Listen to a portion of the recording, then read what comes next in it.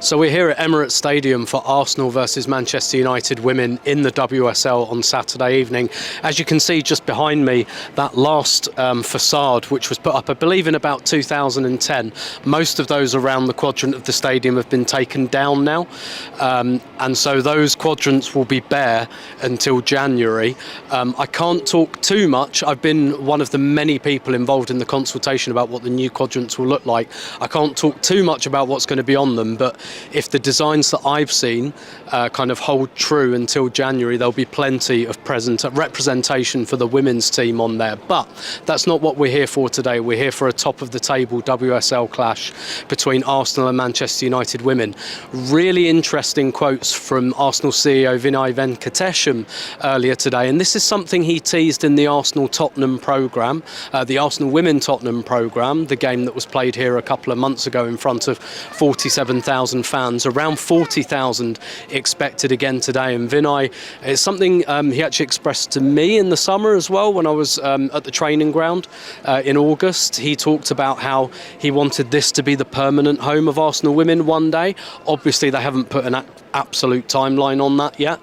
They've got a deal with Meadow Park and Boreham Wood until 2027, and obviously there are big logistical difficulties about making this the permanent home of Arsenal women. The question about whether they could attract those crowds week after week, particularly for the more run-of-the-mill games.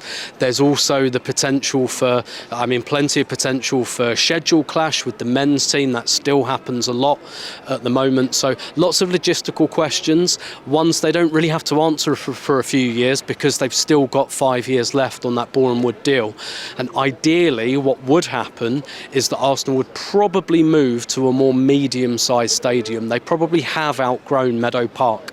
Arsenal tell me they are expecting to sell out Meadow Park for every game that Arsenal women play there this season, so maybe they have outgrown it, but this is London. The land does not exist to build 15,000, 20,000 stadiums, so Arsenal are kind of in this weird stage where they're selling out 4,000 or 5,000 at Meadow Park regularly, but obviously it's a big jump to 60,000 at the Emirates. So we'll see how that goes over the next couple of years, but very interesting that Arsenal have put that out there very, very boldly, that they would really like one day, maybe one day quite soon, to make this the permanent home of Arsenal women. But for today, and for a couple more Champions League fixtures at least, it is the home of Arsenal women, where they play a top-of-the-table clash against Manchester United this evening.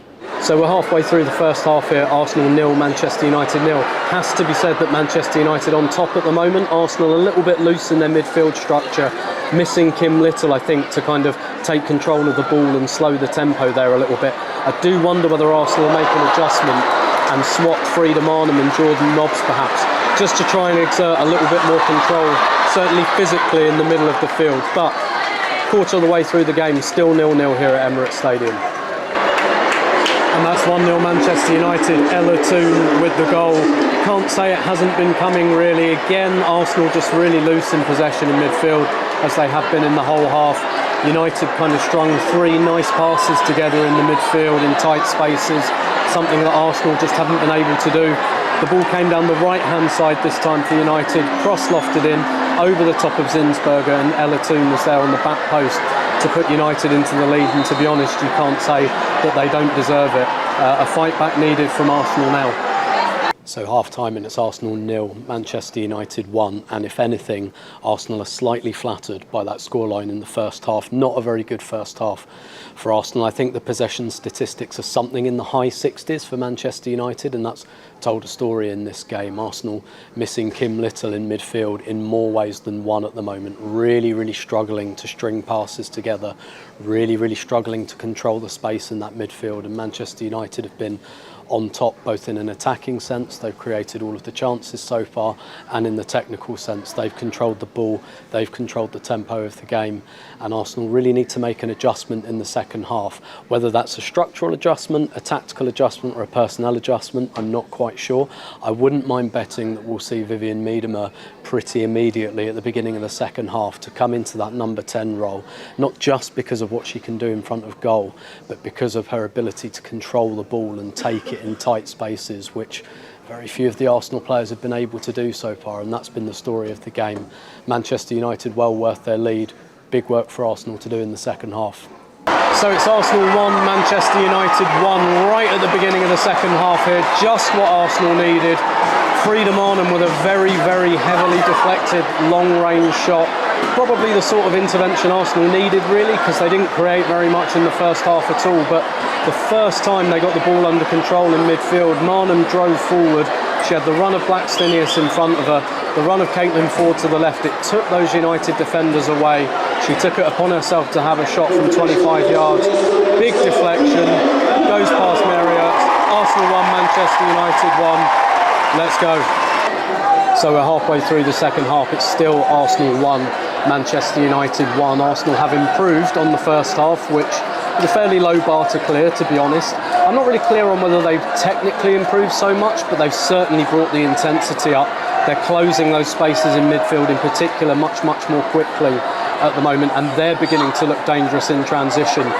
They're not looking pretty, Arsenal. There's not lots of passing sequences. It's a very transitional game, but at least Arsenal are going toe-to-toe with Manchester United now, whereas in the first half they were very much on the back foot.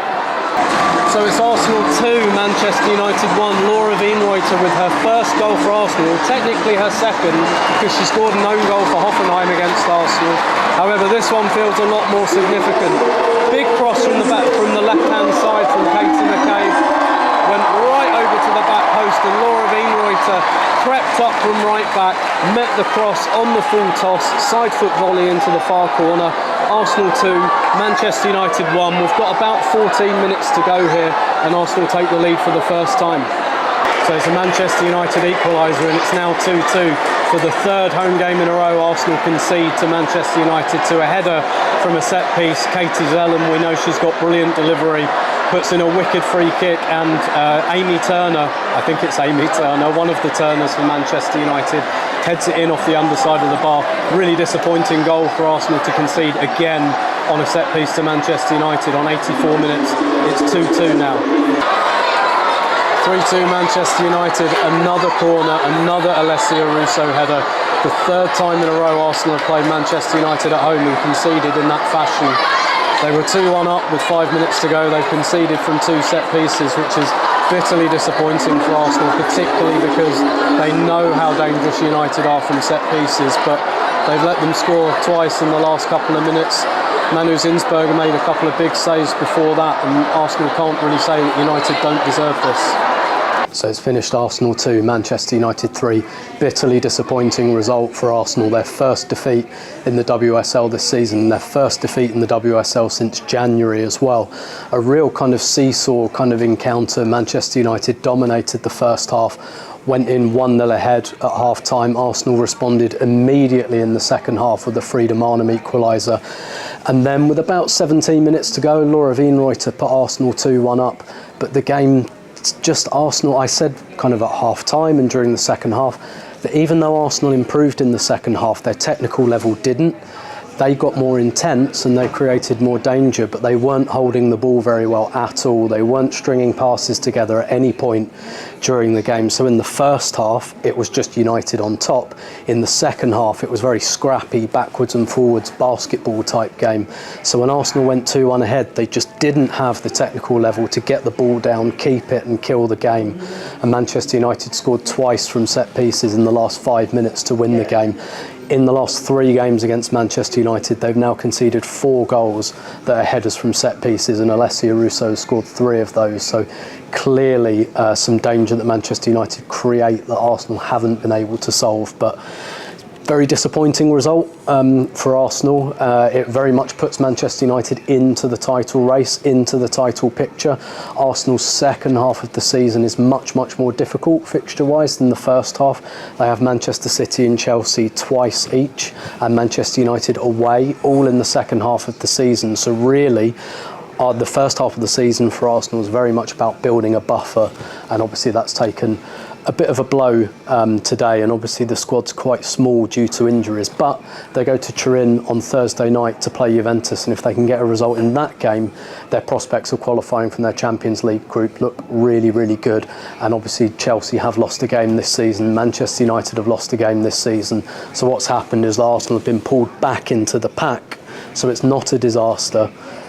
in that sense. However, pretty disappointing the way this game went, not just the result either.